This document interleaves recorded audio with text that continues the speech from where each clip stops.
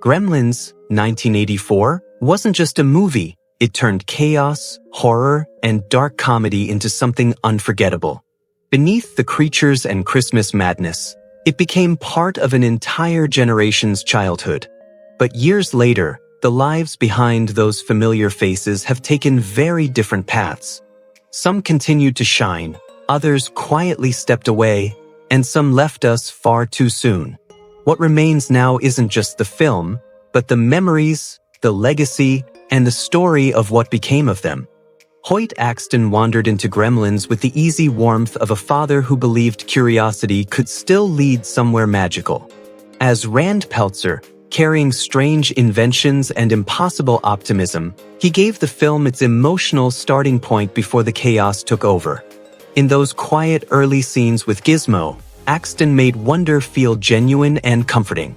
Born March 25, 1938, in Duncan, Oklahoma, Axton was 46 years old during filming, already famous as a songwriter behind hits like Joy to the World and Never Been to Spain. Years of music, live performance, and storytelling gave his acting a natural, lived-in sincerity that stood out on screen. While Rand appeared absent-minded and eccentric, Axton himself was thoughtful, resilient, and deeply respected within both music and film circles. After Gremlins, he continued acting and performing despite ongoing health struggles. He passed away on October 26, 1999, at 61, from a heart attack. His performances still carry the same comforting warmth, like a memory from a stranger Christmas long ago. Keye Luke opened Gremlins with quiet wisdom and an air of mystery that instantly changed the mood of the story.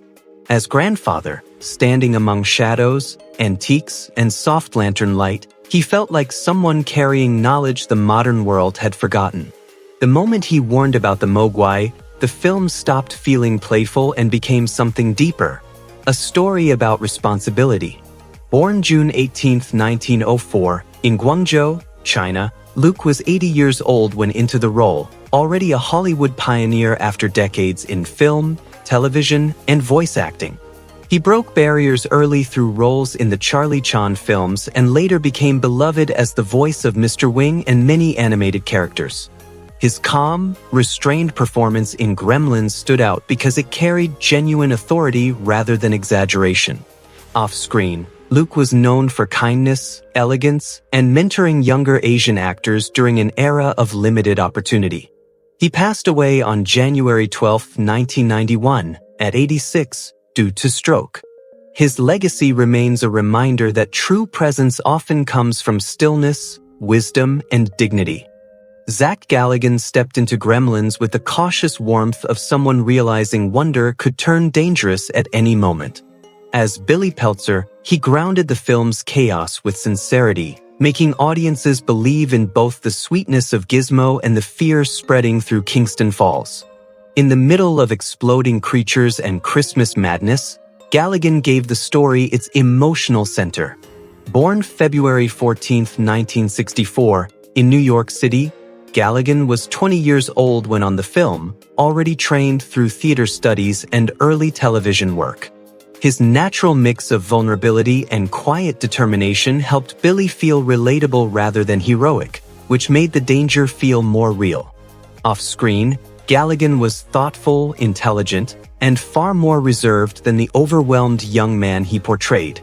Besides Gremlins, he continued acting across film, television, and convention culture, remaining closely connected to the franchise that defined his career. Now, at 62, Zack Galligan remains part of a movie that turned childhood wonder into unforgettable cinematic chaos. Corey Feldman brought restless childhood energy to Gremlins as Pete, the neighborhood kid always eager to be part of the excitement. In the middle of snow-covered streets, strange creatures, and growing panic, Feldman gave the film a spark of youthful curiosity that felt instantly familiar to 1980s audiences. His reactions made the chaos feel even more alive. Born July 16, 1971, in Los Angeles, California, Feldman was only 13 years old during filming, already one of Hollywood's busiest child actors through commercials and television work. His natural charisma and quick delivery soon made him one of the defining young stars of the decade in films like Stand By Me, The Goonies, and The Lost Boys. Yet away from the cameras, Feldman faced intense personal struggles hidden beneath early fame. Outside Gremlins, he continued acting, performing music, and speaking openly about the darker realities of child stardom in Hollywood. Today, at 55, Corey Feldman remains a symbol of both the magic and the cost of growing up in front of the world. Dick Miller stomped through Gremlins with the grumbling suspicion of a man convinced the world was falling apart one machine at a time.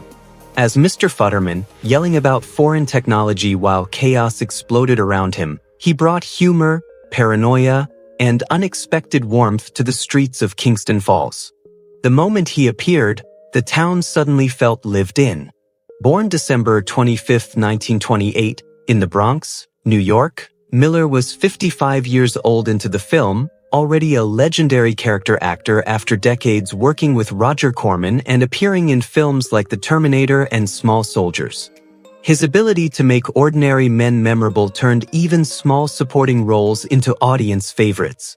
Off-screen, however, Miller was intelligent, humble, and deeply respected by generations of filmmakers who saw him as a symbol of classic Hollywood character acting. Beyond Gremlins, he continued appearing in cult classics while becoming one of cinema's most beloved that guy actors. Sorrowfully, he passed away on January 30, 2019, at 90. His performances endure like old neighborhood memories, funny, imperfect, and impossible to replace. Harry Carey Jr. brought a quiet sense of familiarity to Gremlins as Mr. Anderson, one of the ordinary townspeople caught inside Kingston Falls' growing nightmare. In a film filled with chaos and creatures, Carey's calm presence helped the town feel authentic, the kind of small American community audiences instantly recognized and cared about.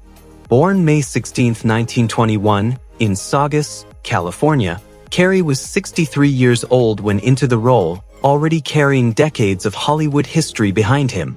Raised inside the legendary Carey acting family and shaped by years working with director John Ford in classic westerns like The Searchers and Rio Grande, he brought quiet, emotional weight to every role. While his characters often reflected rugged American tradition, those close to him described a gentle, humble man deeply devoted to storytelling and family. Outside Gremlins, Carey continued appearing in film and television while remaining closely tied to the golden age of Western cinema. Regrettably, he passed away on December 27, 2012, at 91. His screen presence still feels like a fading photograph from Hollywood's oldest memories. Holliday swept through Gremlins with the sharp glare and cold authority that instantly made Mrs. Deagle unforgettable. Every scene carried tension the moment she appeared, the wealthy widow treating kindness like weakness while the entire town quietly feared her. In the middle of Christmas lights and small-town charm, Holliday became the perfect symbol of bitterness waiting to be challenged. Born July 2, 1937, in Jasper, Alabama, Holliday was 47 years old when on the film, already celebrated for her stage work and Emmy-nominated performance in Alice. Her larger-than-life timing and commanding voice made Mrs. Deagle both funny and genuinely intimidating. Yet off-screen, Holliday was known for warmth, intelligence, and a deep love of theater, far removed from the cruel characters she sometimes portrayed. Besides Gremlins, she continued working across television, film, and Broadway, earning lasting respect as one of America's great character actresses. Heartbreakingly, she passed away on September 9, 2025, at 88 due to pneumonia.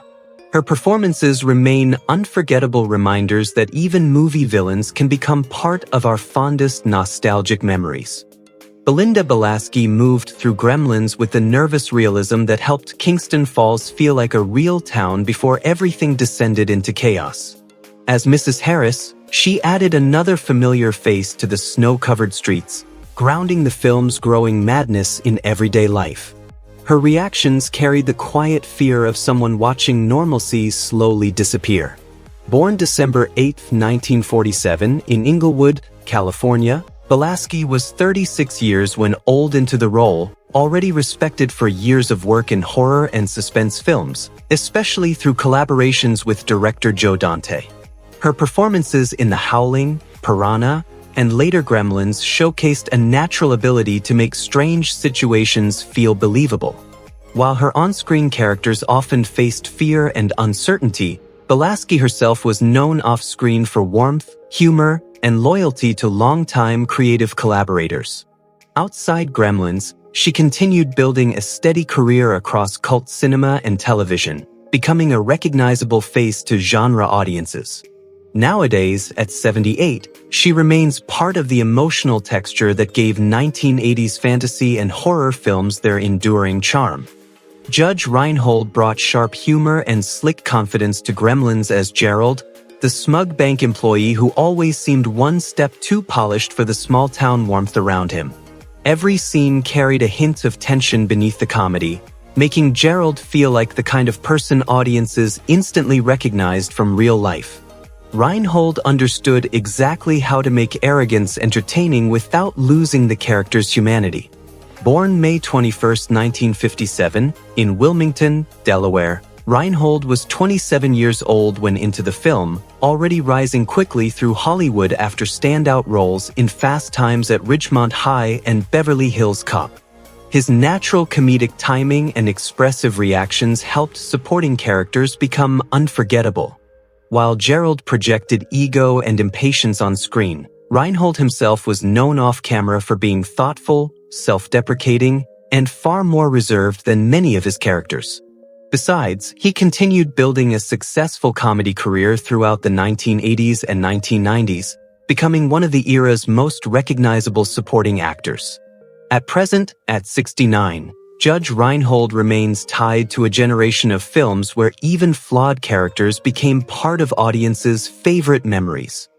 Frances Lee McCain stood in the middle of Gremlins like the last calm voice inside a town falling apart. As Lynn Peltzer, protecting her home while chaos crept through the Christmas lights, she gave the film its emotional stability. Even surrounded by gremlins and destruction, McCain made motherhood feel strong, believable, and deeply human. Born July 28, 1944, in York, Pennsylvania, McCain was 40 years when into the film, already respected for years of theater work and emotionally grounded performances in films like Footloose and Stand By Me. Her natural sincerity helped Lynn stand out as more than a typical movie mother. She felt real. While her characters often carried warmth and patience, McCain herself was known for independence, intelligence, and quiet resilience behind the scenes. Beyond Gremlins, she continued building one of the most recognizable character actor careers of the 1980s and 1990s. This day, at 82, Frances Lee McCain remains part of the emotional heart behind some of cinema's most unforgettable nostalgic stories. Tracy Wells appeared briefly in Gremlins as a schoolchild, adding to the small-town innocence that made Kingston Falls feel warm and familiar before the chaos began.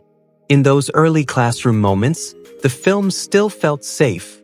Christmas lights glowing, children laughing, ordinary life moving forward unaware of what was coming. That atmosphere mattered, and Wells became part of it. Born March 13, 1971, in Encino, California, Wells was 13 years when into the role, already beginning a career shaped by television and youth acting. Though her role in Gremlins was small, her natural screen presence fits seamlessly into the film's nostalgic world. Off-screen, she was energetic, focused, and far removed from the fear and confusion unfolding around the town on camera. Outside Gremlins, Wells became widely recognized as Heather Owens in the sitcom Mr. Belvedere, one of television's familiar young faces of the 1980s.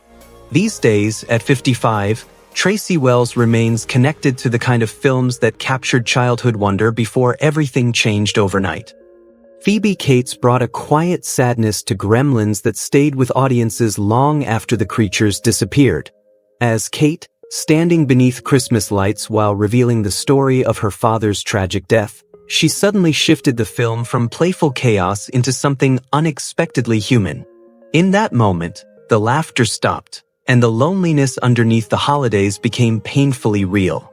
Born July 16, 1963, in New York City, Cates was 21 years old when on the film, already known for modeling and breakout roles in Fast Times at Ridgemont High and Private School.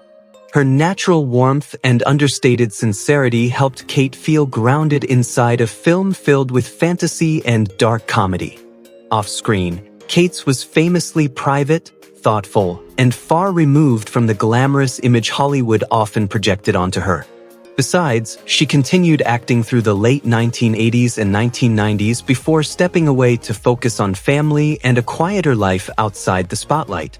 As of 2026, at 62, Phoebe Cates remains one of the defining faces of 1980s nostalgia, proof that softness and sincerity can outlast spectacle. Thank you for watching and revisiting these unforgettable memories with us. If this journey meant something to you, don't forget to like, subscribe, and share your thoughts below. Your support helps keep these stories alive for generations to come.